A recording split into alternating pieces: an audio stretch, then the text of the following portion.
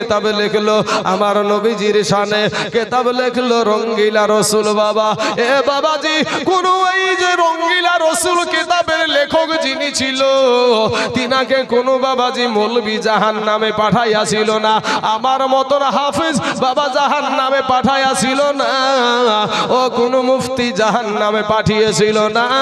তোমাদের মতো তরুণ যুবক একটা কাঠ মিস্ত্রি, ওই কাঠ মিস্ত্রির নাম হলো ইলমুদ্দিন। আপনি এখনো বড় মোবাইল একবার সার্চ দেন রঙ্গিলা রসুল কিতাবের লেখকটাকে, একে কিভাবে মারা হয়েছিল এখনই আপনার বইয়ে দিবে কত সালে তাকে দুনিয়া থেকে জাহান্নামে পাঠায়া দিয়েছে, কত সালে কিতাবটা লেখা হয়েছে। ও মুসলমান, আমি আপনাদেরকে তারিখটা ভুলে গেছি, তবে 1900 কত সালে আপনারা এই ঘটনাটা ঘটেছিল। 23 বছরের একটা যুবক, আজ তুমি ভাই মসজিদে যাওতে চাও না, আজকে তোমার নবীর শানে কথা বলতে পারো না, আজকে নবীর শানে যারা বিরোধিতা করে তাদের বিরুদ্ধে দাঁড়াতে পারো না। তোমার মতন একটা যুবক কাঠ মিস্ত্রি, ওই ইলমুদ্দিন, ওই ইলমুদ্দিন, ওই ইলমুদ্দিন কেউ ডাকে আলিমুদ্দিন রহমতুল্লাহ আলাই, কেউ ইলমুদ্দিন নামে জানে, কেউ আলিমুদ্দিন নামে জানে। ও মুসলমান বাবা রে, ওই আলিমুদ্দিন বাবা কাঠ বিক্রি করে কিছু টাকা জমিয়ে বাবা আমার নবীর শানে আঘাত করেছে, আমার নবীর সম্মানে ইজ্জতে আঘাত করেছে। ইলমুদ্দিনের ভিতরটার নাই, আসলে নবীর প্রেমে পাগল, আমার নবীর প্রেমে পাগল হইলে, নবীর প্রেমে পাগল হইলে আল্লাহ তাআলা খুশি। নবীর দারুদ পড়ো দিবানিসি, আমার নবীর প্রেমে পাগল হইলে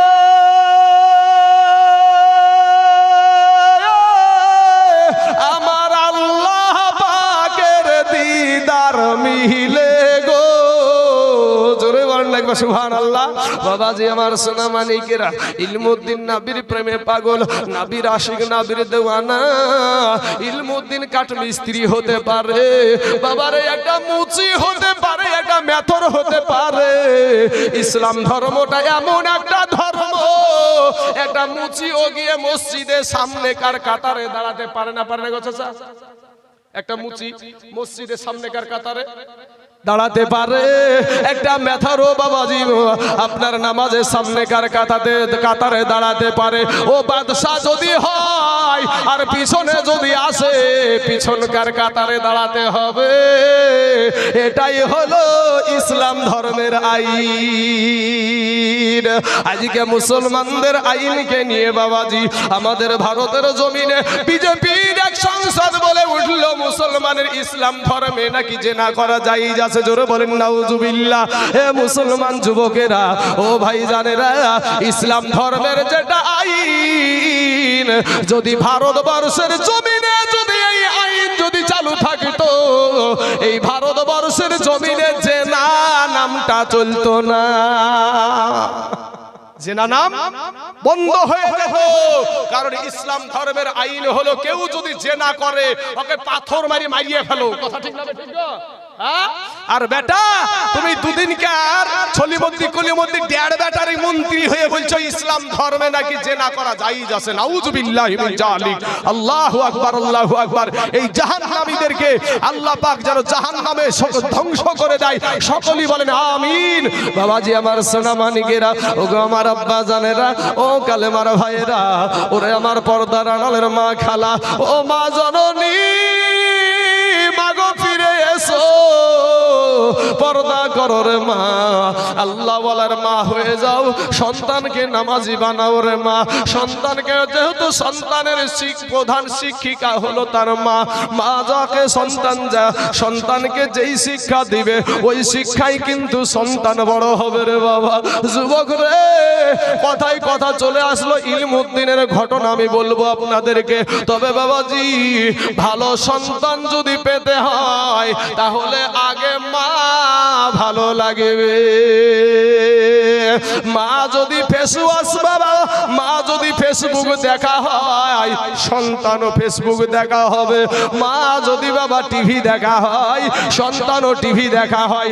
ও মুসলমান ভাই, এই ভারতের জমিনে যখন কোনো মুসলমান ছিল না, এই ভারতের জমিনে যখন কালেমাওয়ালা ছিল না, ভারতের জমিনে খাজা মাইনুদ্দিন চিশতি রহমতুল্লাহ আলাই, উনি বাবাজি দুনিয়ার ভারতের জমিনে আসলেন, হিন্দুস্তানের জমিনে পা রেখেছিলেন বাবা। একটা নয়, দুটো নয় রে বাবা, 80 থেকে 90 লক্ষ বিধর্মীকে কালেমা পড়ে মুসলমান বানিয়েছিল। জোরে বলেন।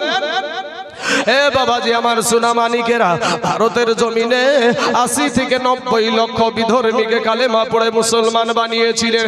এটা শুধু যে আমরা জানি তা না, স্কুলের বাবা ইতিহাস যারা পড়ে ওই ইতিহাস বইয়েও কিন্তু এই ঘটনাটা দেওয়া আছে বাবা।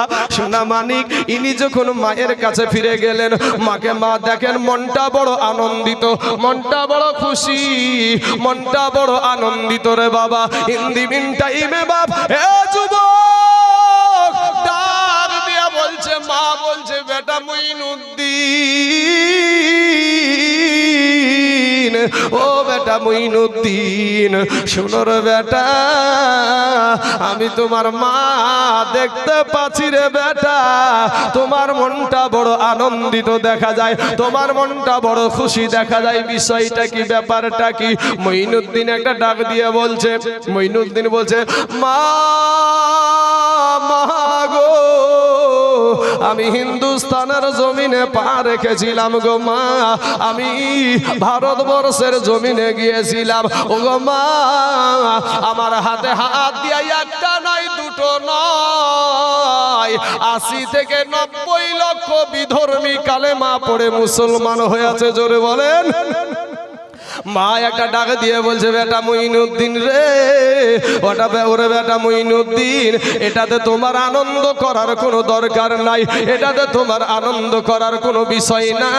তুমি আজকে যা কিছু হয়েছো, আমি মা জননীর ত্যাগের কারণে হয়েছো। জোরে বলেন সুবহানাল্লাহ। বেটা তুমি যা কিছু হয়েছো, আমি মা জননীর ত্যাগের কারণে হয়েছো। খাজা মাইনুদ্দিন চিশতি রহমতুল্লাহ আলাই উনি বলছে, মা আমি এত কষ্ট করে আল্লাহর ইবাদত করি, আল্লাহর ইবাদতে মশগুল হয়ে থাকি, আর তুমি বলছো যে তোমার ত্যাগের কারণে হয়েছি, আমার জন্য তুমি কি এত ত্যাগ স্বীকার করেছো বলো তো মা? মা তখন ডাক দিয়ে বলছে, বেটা মুইনুদ্দিন রে, ওরে বেটা মুইনুদ্দিন, তুই যেদিন থেকে আমার পেটে এসেছিস রে বেটা, আমি তোর মা বেটা রে, আমি একটা রাত্রি তাহাজ্জুদের নামাজ কাজা করিনি। জোরে জোরে বলুন সুবহানাল্লাহ।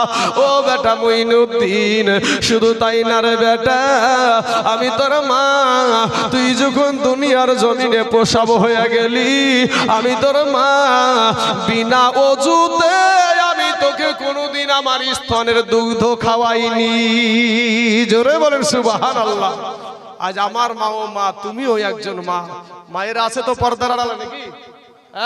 মায়ের আছে তো দেখেন, এখানে বোঝা যাচ্ছে মারা পর্দা থেকে দেখছে। মা গো, আমার মা ও মা, তুমিও একজন মা। ও মা, আপনাদের ইমাম সাহেবের মা ও মা, তুমিও একজন মা। আমার আগের বক্তা মা ও মা, তুমিও একজন মা। খাজা মাইনুদ্দিন চিশতি রহমতুল্লাহ আলাইহির মা ও মা, তুমিও একজন মা। মাগো, মনটা কি চাই না যে আমি মইরা গেলে আমার বেটা আমার জন্য একটু দোয়া করবে, সেই দোয়াটুকু একটু শিখিয়ে রেখে যাই। আমার আল্লাহ কোরআনে বলে দিয়েছে, রব্বির হামহুমা কামা রাব্বায়ানি সাগীরা। মাগো কি শিক্ষা দিলার মা সন্তানকে, এই সন্তান তোমাকে কিয়ামতের দিন জাহান্নামে নিয়ে যাবে মা, রেডি থেকে রে মা।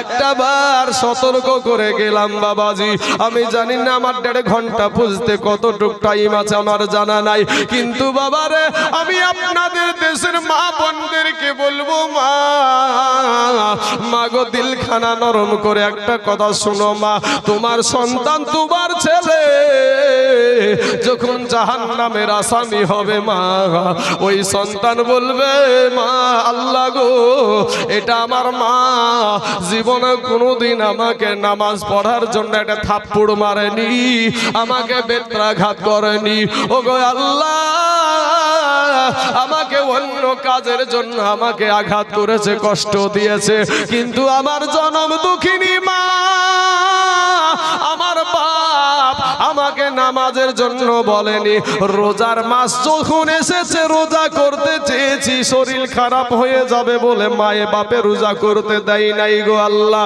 যদি আমি জাহান্নামে যাই আগে আমার বাবা মাকে জাহান্নামে দেন। ও মা খালারা শুনেন মা, 4টা কাজ করবেন গো মা, পর্দা করেন গো মা, নামাজ পড়েন, রমজান মাসে রোজা করেন, আর স্বামীর খিদমত করেন। এই 4টা কাজ যদি করো মা, আল্লাহর 8টা জান্নাতের দরজা তোমার জন্য খোলা। জোরে বলেন সুবহানাল্লাহ। এ বাবারা, ইলমুদ্দিন একটা কাঠমিস্ত্রি রে বাবা, আমার নবীর প্রেমে পাগল পারা হয়ে আমার নবীকে ভালোবেসে যে আমার নবীকে রঙ্গিলা রাসূল বলল, তাকে আমি দুনিয়ার জমিনে আর রাখবো না, তাকে দুনিয়াতে আর থাকতে দেব না। আমার নবীকে যে এত বড় কথা বলতে পারে, আমি একজন নবীর আশিক, আমি একজন নবীর পাগল, আমার নবীকে আজকে ভারতের জমিনে রঙ্গিলা রাসূল বলবে, আমি তাকে ছেড়ে দেব না, আমার কপালে যা হবে তাই হবে। কিন্তু দুনিয়ার জমিনে এই বাবা ইলমুদ্দিন নামে, আলিমুদ্দিন রহমতুল্লাহ আলাইহি নামে যিনি পরিচিত, এই ব্যক্তিটা কাঠ বিক্রি করে আপনার কষ্ট করে কিছু টাকা জমিয়ে একটা বাবা চাকু, একটা অস্ত্র গড়িয়ে বাবা জামার শরীরের পোশাকের ভিতরে নিয়ে সর্বপ্রথম মা জননীর কাছে হাজির, মার কাছে গিয়া হাজির। ও মাকে একটা গিয়ে ডাক দেয়, মা গো, আমি তোমার বেটা ইলমুদ্দিন, আমি নবীর প্রেমে পাগল, আমি নবীর প্রেমে পাগল, দুনিয়া ছাড়তে পারি গো মা, আমার নবীর বেইজ্জতি আমি ছাড়তে, তা বেইজ্জতি করনেওয়ালাকে আমি ছাড়তে রাজি না। ও মা, আমাকে তুমি শেষবারের মতন দেখা নাও গো মা, দুনিয়ার জমিনে মনে হয় আর দেখা হবে না গো মা, যদি দেখা হয় জান্নাতে দেখা হবে। জোরে বলেন সুবহানাল্লাহ। কারণ শহীদি মউতটা ভাই, একবার দুরূদ পাক পড়েন, আল্লাহুম্মা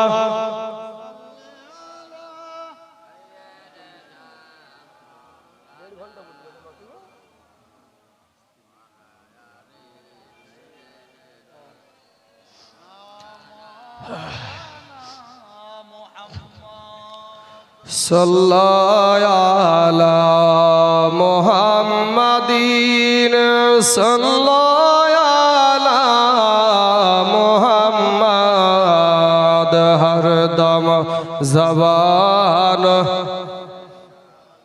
পাক নামে মুহাম্মদ, হরদম জবান।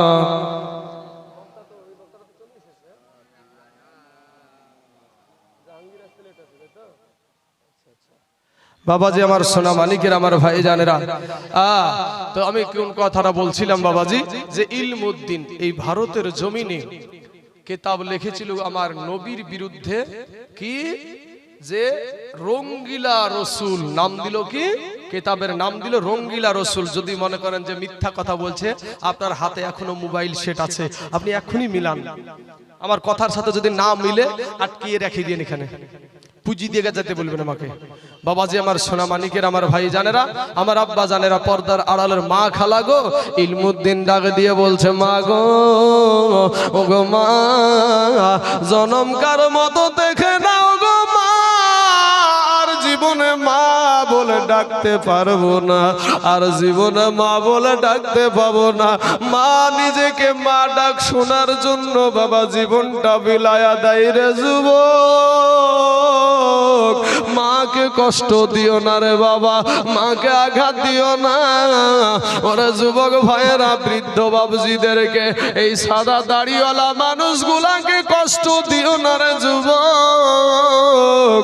আজকে তুমি যেমন তোমার সন্তানকে যেই ভাবে কষ্ট করে লালন পালন করছো, তোমার এই আব্বাটা এইরকম বৃদ্ধ মানুষগুলাও কিন্তু তোমাদেরকে এর চাইতে বেশি কষ্ট করেছে। আজকে খাবারের অভাব নাই, আজকে টাকা পয়সার কোনো অভাব নাই, আজকে বাবাজি টাকা পয়সার কোনো অভাব নাই, কিন্তু আব্বা জান গো, কিন্তু এমন একটা জামানা ছিল যখন তোমার বাবা মাড়িয়ার রুটি খেয়েছে, মসুরির রুটি খেয়েছে রে ভাই যুবক, একটা বেলা ভাত পাই নাই, জবে রুটি করে খেয়েছে। ওরে ভাই জান, না খেয়ে তোমাকে খাওয়াই আছে। মা ডাক দিয়া বলছে, ও বেটা ইলমুদ্দিন, বেটা রে কি হয়েছে বেটা, একটা বার খুলে বলো। এবার তখন মাকে ডাক দিয়া বলছে, মা গো, আমাদের দয়ার নবীকে, আমার নবীকে লাঞ্ছিত বঞ্চিত পদধূলিত করার জন্য ভারতের জমিনের কাফের, ওই কাফের বেটা আমার নবীকে, নবীর শানে অনেক খারাপ কটু কথা লিখেছে, আর ওই কিতাবের নাম দিয়েছে রঙ্গিলা রসুল। ও মা, আমার নবী কি রঙ্গিলা রসুল ছিল নাকি? মা একটা ডাক দিয়া বলে, বেটা রে, আমার নবীকে যে রঙ্গিলা রসুল বলতে পারে সে আসলে ভালো মানুষ না, জাহান্নামী মানুষ। ইলমুদ্দিন ডাক দিয়ে বলে, মা গো, বিদায় দাও গো মা, বিদায় দাও, ওকে দুনিয়ার জমিন থেকে আমি জাহান্নামে পাঠানোর জন্য প্রস্তুতি নিয়েছি। জোরে বলেন সুবহানাল্লাহ। আমি ইলমুদ্দিন মা, কাঠুরিয়া, আমি একজন কাটকাটা মানুষ। ও মা খালা গো, ও মা জননী, তুমি আর বেটা কিছু টাকা জমিয়ে জমিয়ে মা গো, আমি একটা বস্ত্র কিনেছি মা, আমি তাকে জাহান্নামে বেঠাবো। মা তুমি বিদায় দাও। মা জননীর সামনে থেকে সন্তান যখন বিদায় দেয় রে, ওরে বাবা, দুনিয়ার সবাই সহ্য করতে পারে, কিন্তু জনম দুঃখিনী মা সহ্য করতে পারে না। কবি বলছেন, ওরে বিদেশেতে, ওরে ওরে সন্তান যখন বিদেশে যায়, আমার মার কলেজা ফাটিয়া যায় রে, কেঁদে কেঁদে চোখের জলে বালি ছবি যায় রে, কেঁদে কেঁদে চোখের জলে বালি ছবি যায় রে। সন্তান চলে যাচ্ছে, বাপ মা জননী টুক টুক করে তাকায় আর চোখের পানি ছেড়ে দিয়ে বলে, আল্লাহ গো, তোমার রাস্তায় আমার সন্তানকে আমি দিয়ে দিলাম। আমি আয়াত পড়েছিলাম, ওয়ালা তাকুলু লিমান ইউকতালু ফি সাবিলিল্লাহি আমওয়াত বাল আহইয়াউ ওয়ালাকিন লা তাশউরুন। আল্লাহর কোরআন বলছে যে যদি আল্লাহর রাস্তায় কেউ জীবন দেয় তাদেরকে মৃত্যু বলিও না, বরং তারা জিন্দা। জোরে বলেন সুবহানাল্লাহ। বাবাজি আরেকটা আয়াত আছে, ওয়ালা তাহসাবান্নাল্লাযীনা কুতিলু ফি সাবিলিল্লাহি আমওয়াত বাল আহইয়াউন ইনদা রাব্বিহিম ইরজাকুন। আমার আল্লাহ বলছে, আল্লাহর রাস্তায় ইসলামের জন্য, কোরআনের জন্য, আর নবীর জন্য, যে হকের জন্য যদি কেউ জীবন দেয় তাদেরকে তোমরা মরা বলিও না, বরং তারা জিন্দা এবং বাল আহিয়াউন ইনদা রাব্বিহিম ইরজাকুন, আল্লাহ পাক তাদের কবরে জান্নাতি খাবার দেয়। জোরে বলেন সুবহানাল্লাহ। বাবা কোরআন, আল্লাহর কোরআন থেকে বলছি, মানলে আবু বকর, না মানলে আবু জাহেল। বাবাজি আমার সোনা মানিকেরা, ওগো আমার ভাই জানেরা, ইলমুদ্দিন কিন্তু এই রঙ্গিলা রসুলের কিতাবের লেখককে কিন্তু চিনে না। কে লেখকটা? এত বড় কাজ কে করলো চিনে না, চিনা নাই, চিনা নাই, নাম জানা আছে কিন্তু চিনা নাই। এবার বাবাজি তালাশ করতে আরম্ভ করে দিল, কোথায় সেই কাফের, কোথায় সেই কাফের, কোথায় অবস্থান করে। একদিন, দুই দিন, তিন দিন বাবা খুঁজে, পেটে খাবার দেয় না, পানি খাই না। আমার নবীর দুশ্মনকে জাহান্নামে পাঠাবো, মনে বড় নিশা, মনে বড় আশা। ও মুসলমান বাবা রে, এই করতে করতে, তালাশ করতে করতে করতে করতে গিয়া ওই লেখকের বাবাজি লাইব্রেরিতে যেতে যখন পৌঁছিয়ে গেছে, আশেপাশে যখন পৌঁছিয়ে গেছে, একজন ব্যক্তিকে জিজ্ঞাসা করে, রঙ্গিলা রসুলের কিতাবের লেখকটাকে বলতে পারেন নাকি? বলে ওই দেখো যিনি লাইব্রেরিতে প্রবেশ করছে, লাইব্রেরির ভিতরের যিনি ঢুকছে, উনি হলো ওই বইয়ের কিতাবের লেখক।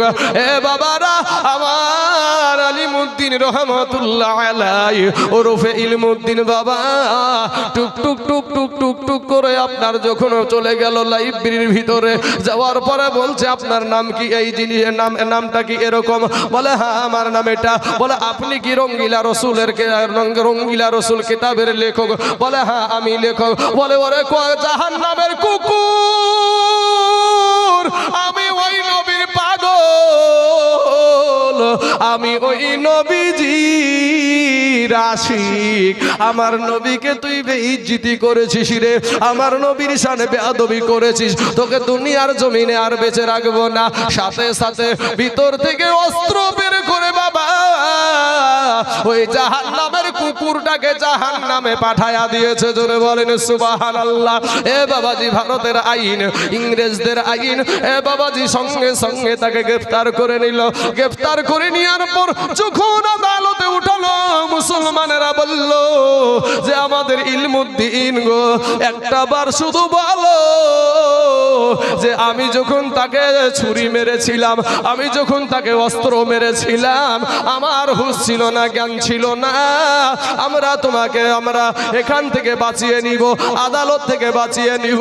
আমার নবীর আশিক, আমার নবীর পাগল, আমার নবীর গোলাম গো, চোখের পানি ছেড়ে দিয়ে বলেছিল ভারতের মুসলমানেরা গো, তখন তার বাবা শুধু এই ভারত ছিল না, পাকিস্তান, ভারত সব একত্রিত হয়েছিল বাবা। পাকিস্তানের যত মুসলমানেরা বাবাজি সবাই একত্রিত হয়ে বলেছিল ইলমুদ্দিন একটা কথা শুধু এইরকম বলো। আমার ইলমুদ্দিন রহমতুল্লাহ আলাইহি উনি বাবাজি বললে শোনো গো, এটা বলার পরে আমি দুনিয়ার আদালতে বাজবো, কিন্তু আমার আদালত আল্লাহর আদালত কি বাঁচতে পারবো? মুসলমানদের মাথা নিচু হয়ে গেল। বলে শোনো গো, যেই নবীর প্রেমে আমি ওই কাফেরকে জাহান্নামে পাঠায় আসি, ওই নবীর প্রেমে আমি ফাঁসির দড়ি গলায় নিতে আমার কোনো টেনশন নাই। জোরে বলুন বাবাজি আমার সোনা মানিকেরা। ইলমুদ্দিন একটা মিথ্যা কথার আশ্রয় নিল না, সঙ্গে সঙ্গে বাবাজি ওই পাতা আপনার গো ইংরেজরা, ইংরেজের শাসন আমল চলতো বাবা। সেই সময়তে ইলমুদ্দিন আলিমুদ্দিন রহমতুল্লাহ আলাইকে বাবারে ফাঁসি দিয়ে দুনিয়া থেকে বিদায় করে দিয়েছে। এখনো তার মাজারে হাজারো মানুষ যায়। মুসলমান ভাই শোনা, আজকে তুমি ভাবছো যে আমি এইগুলা করে বেড়াচ্ছি, কেউ না জানলে, কেউ যেটা জানে না সেটা জানে কে গো? আপনি আজকে হয়তো মাস্তানি করছেন ভাই, আজকে হয়তো আপনি নবীর আদর্শ মানছেন না। আমি তাইজুল ইসলাম, আমি যদি এই পোশাকটা খুলে যদি জিন্সের প্যান্ট পরে টাইট একটা গেঞ্জি গায়ে দিয়ে যদি রাস্তায় ঘুরি, কেউ আমাকে কারো বাবার ক্ষমতা আছে কিছু বলার গো? আমাদেরকে হাজারো গালি দেয়, কাটমুল্লা, পরের বাড়ি ঠ্যাং ঠেকিয়া, কি বলে না গো চাচা, হ্যাঁ? তারপরে একটু মোটা হইলে বলবো পরের বাড়ি খাইয়া মোটা হয়ে গেল। তারপরে যদি রাস্তা দিয়ে জোরে চলে তো বলে পরের বাড়ি খাওয়ার শক্তি দেখ, কত গালি। এরপরও বাবাজি আমরা গালি শুনে দাড়িতে বিলেট মারি না, এরপরও টুপি ফালাইয়া দিই না, এরপরও গায়ের জুব্বা ফালাইয়া দিই না, সুন্নতি লেবাস ফালাইয়া দিই না। কারণ কি জানেন? কারণ হলো তাকওয়া। তাকওয়া মানি হলো আল্লাহর ভয়, তাকওয়া মানি হলো আল্লাহর ভয়। যুবক ভাই, তোমার পায়ে হাত দিয়ে বলি ভাই গো, তুমি একটা কথা তোমার ব্রেনটে লাগাও তো ভাই, তুমি যখন দাড়িতে বিলেট মারো, বেশির অংশ নাপিত হিন্দু ধর্মের হয়, ঠিক না ঠিক গো? বেশির অংশ নাপিতেরা হিন্দু ধর্মের হয়। আচ্ছা বলেন তো ভাই, আপনার দাড়িটা নবীজির সুন্নাত, কথা ঠিক না ঠিক গো? এটা সকলেই জানেন যে নবীজির সুন্নাত। তো নবীজি বলেছেন কেউ যদি দাড়িতে বিলেট মারে সে আমার গলাতে ছুরি মারলো। তো এবার আপনি এটা জানার পরেও আপনি দাড়িতে বিলেট মারেন নিজেকে খুব সৌন্দর্য দেখানোর জন্য, নিজের চেহারাটাকে খুব সৌন্দর্য দেখাই। অনেক নারীরা বা দাড়িওয়ালা পুরুষগুলাকে পছন্দ করে না, অনেক নারী আছে, আবার অনেক নারী আছে যে দাড়িওয়ালা টুপিওয়ালাদেরকে পছন্দ করে। কবি বলছেন রূপ যৌবনে যদি রূপ যৌবনে যদি থাকে অহংকার, আর গরু স্থানে যাইয়া দেখো হাল তথাকার। কত যে সুন্দর নারী কবরে শুইয়া, কত যে সুন্দর ছেলে কবরে শুইয়া, রূপ যৌবন গেল মাটিতে মিশিয়া। যাহাদের রূপে বড় গর্বিত ছিল, তাহাদের রূপ দেখো মাটিতে খাইল। উঠাও উঠাও মাল গাড়িতে ভরিয়া, আর গাড়ি যখন ছেড়ে দিবে পস্তাবে বসিয়া। খোদারি হুকুম হবে ছেড়ে দিবে গাড়ি, আর জমিনেতে পড়ে পড়ে দিবে গড়াগড়ি। নাপিত দাড়ি কাটে। বলেন তো যুবক ভাইরা, তোমরা যারা দাড়িতে বিলেট মারো, নবীজির সুন্নাত, একটা নবীর সুন্নাতকে কেউ যদি বাবা জিন্দা করে, 100 শহীদের দরজা তাকে আমার আল্লাহ পাক তার আমলনামায় দান করে। জোরে বলেন সুবহানাল্লাহ।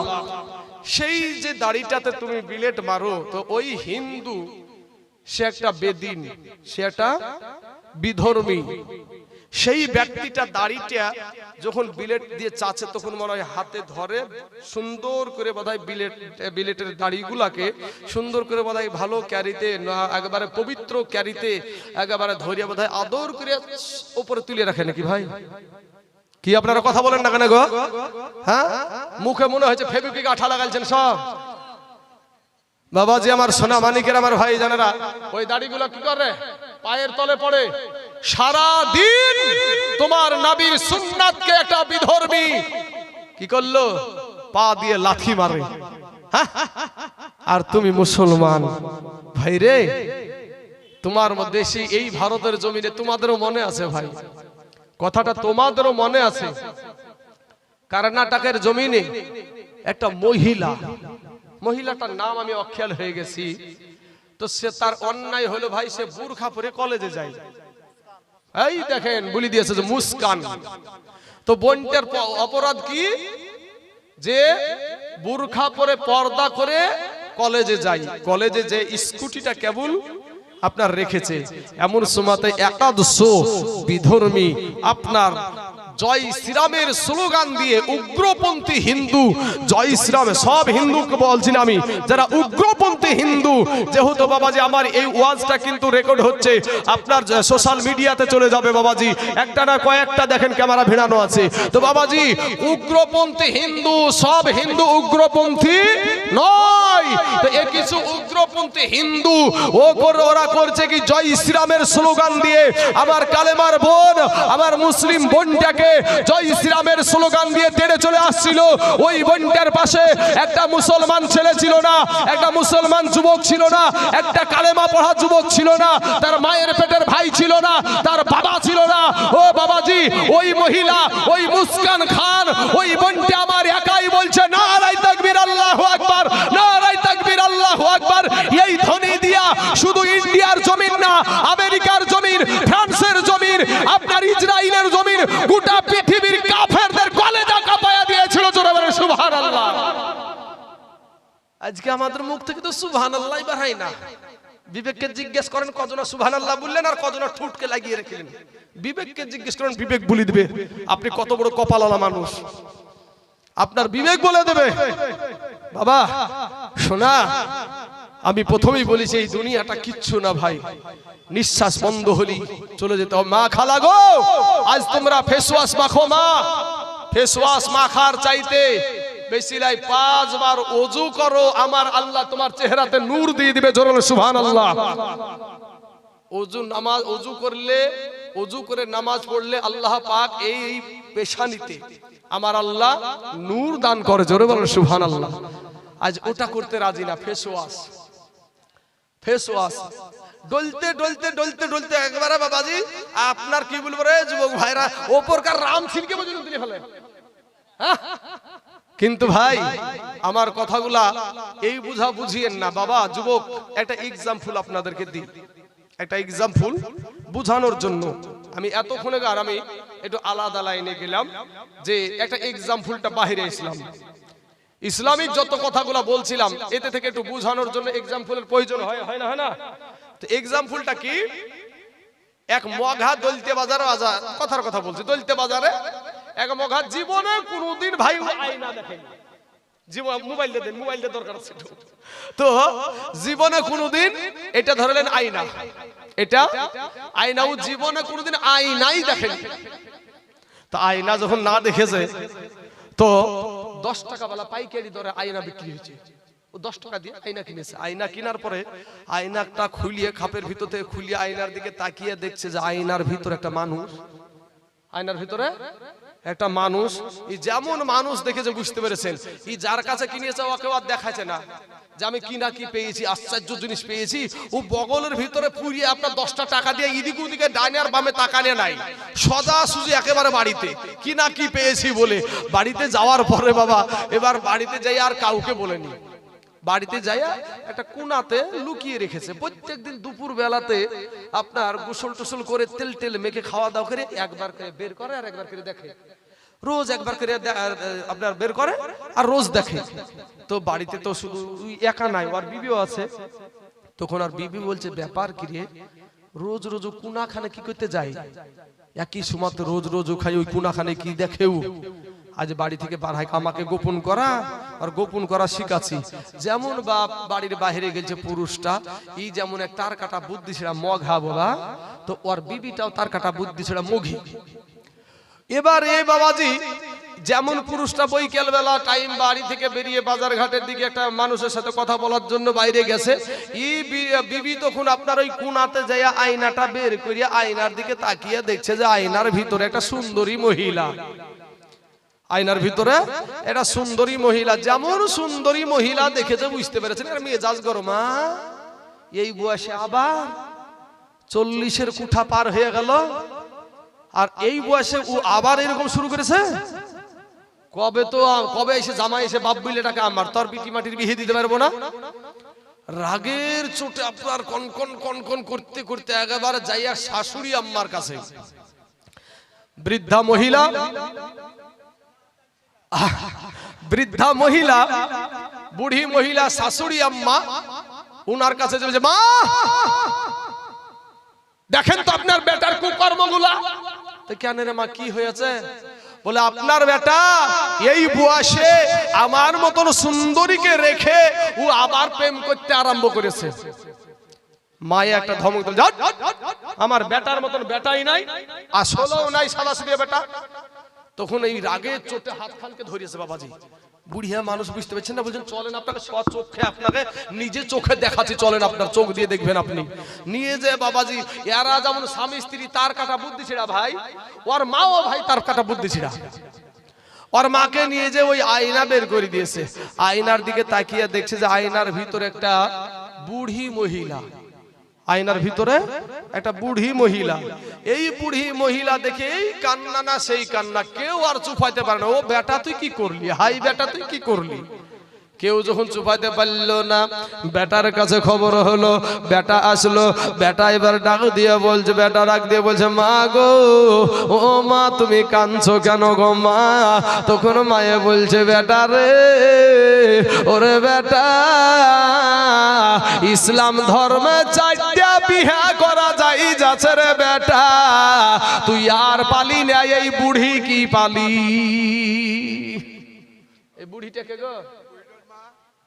বুড়িটা বলেন এটা আইনার দোষ না ওদের বুঝার দোষ? এই বুঝা বুঝিয়েন না, এই বুঝা বুঝিয়েন না ভাই। কাফা বিল মাউতি ওয়া ইজান, মরার আগে মইরা দেখেন, মরার আগে মইরা দেখেন আপনার কি আছে। এ যুবকেরা ভাই, মরার আগে মইরা দেখো। ভুলে গেছো শালিমারি স্টেশন থেকে একটা ট্রেন ছেড়েছিল, ট্রেনটার নাম হলো করমন্ডল এক্সপ্রেস। ট্রেনটা আপনার উড়িষ্যার বালেশ্বর নামে একটা জায়গায় গিয়ে 3টা ট্রেন একসঙ্গে অ্যাক্সিডেন্ট হয়ে মুহূর্তের মধ্যে কারো হাত নাই, কারো পা নাই, কারো মাথা নাই। যুবকেরা সবাই সেদিন কি ভাবছিল যে আমরা এই ট্রেনে গেলে মরে যাব। ভাই তোমার কখন মৌত আসবে কেউ জানে না ভাই। একটা বার ভাই রে, ঘরের ভিতরে যাইবা, জানালা দরজা লাগিয়ে দিয়ে কারেন্টের বাল্বের সুইচটা বন্ধ করে দিয়ে বালিশে মাথা লাগাইয়া দিয়ে একটা বার চিন্তা করবা, যদি আজকে সকাল বেলাতে যদি আমার চোখটা না উঠে, আমি যদি সকাল বেলাতে আর না চলতে পারি, নিঃশ্বাস খানা যদি বন্ধ হয়ে যায়, তাহলে তো কবরে চলে যেতে হবে। ও যুবক রে, মরার আগে মইরা দেখো, কাদের জন্য ছুটাছুটি করছো। বলবা হুজুর আমরা মরার আগে মরবো কেমন করে, কি বলতে চাইছেন আপনি? আমি বলবো কাফা বিল মাউতি ওয়া ইজান, মরার আগে মইরা দেখেন, মরার আগে মইরা দেখেন ভাই। শোনা, আজকে নামাজ নাই, আমাদের ভিতরে নামাজ নাই, কাকে ব্যস্ততা দেখান ভাই। আজ আপনি বাহানা দিচ্ছেন কি কাজ নিয়ে, ভাই সময় পাই না নামাজ পড়ার, এই তো আমাদের বাহানা। কিন্তু ভাই রে, আমরা এসেছি দুনিয়াতে পরে, আমাদের খাবার এসেছে আগে। জোরে বলেন সুবহানাল্লাহ। মায়ের পেট থেকে প্রসাব হতে দেরি হয়েছে, মায়ের স্তনে দুগ্ধ আসতে দেরি হয়নি। কথা বলেন ঠিক না বে ঠিক? হ্যাঁ, তারপরে বলে যে আমি কাজ নিয়ে সময় পাই না। তোমার মতন বাটফার কেউ নাই। তুমি মায়ের পেটে আসার পূর্বেই তোমার আল্লাহ, তুমি মায়ের পেটে কি খেয়ে বেঁচে থাকবা, এই খাবারও আমার আল্লাহ আগে থেকেই রেডি করে রেখেছে। জোরে বলে সুবহানাল্লাহ। আর তুমি বলো আমি কাজ নিয়ে সময় পাই না। ভাই রে, যেটার জন্য তুমি এই অবহেলা অলসতা করো, ওটাই হলো তোমার জান্নাতের চাবি। জোরে বলেন সুবহানাল্লাহ। as-salatu মিফতাহুল জান্নাহ। আমার নবীজি বলেছে যে নামাজ হলো জান্নাতের চাবি, নামাজ হলো জান্নাতের চাবি। বাবাজি মরার আগে মইরা দেখো, যদি পরে সময় পাই বলবো যদি বাবাজি। সোনা মানিকেরা, তবে এই যে নামাজের বিষয়টা আমার চলে আসলো ব্রেনটে, আল্লাহ দিয়ে দিল। যেহেতু আমরা নামাজ থেকে অনেক পিছিয়ে, বাবা আল্লাহর নবীর সাহাবীরা নামাজ কিভাবে পড়তো দেখুন, একটাবার শোনাই আপনাদেরকে। বাবাজি আমার সোনা মানিকেরা, নবী বললেন as-salatu মিফতাহুল জান্নাহ, নামাজ হলো জান্নাতের চাবি। এই ওয়াজ সাহাবেরা শুনলো। আপনারা যারা ওয়াজ শুনছেন, কয়জন যায় বিবির কাছে আবার ওয়াজ করবেন? কেউ করবে না, ওরাই ওয়াজ জানে। হ্যাঁ হ্যাঁ, এটাও একটা কথা একবার ঠিক বলেছেন ভাই, ওরাই ওয়াজ জানে। মা খালা গো, আপনাদেরকে বলবো, মা আজ আপনি ভাবিয়েন না যে আপনাকে যারা পাওয়ারে উঠাচ্ছে, আপনাকে যারা পাওয়ার দিচ্ছে,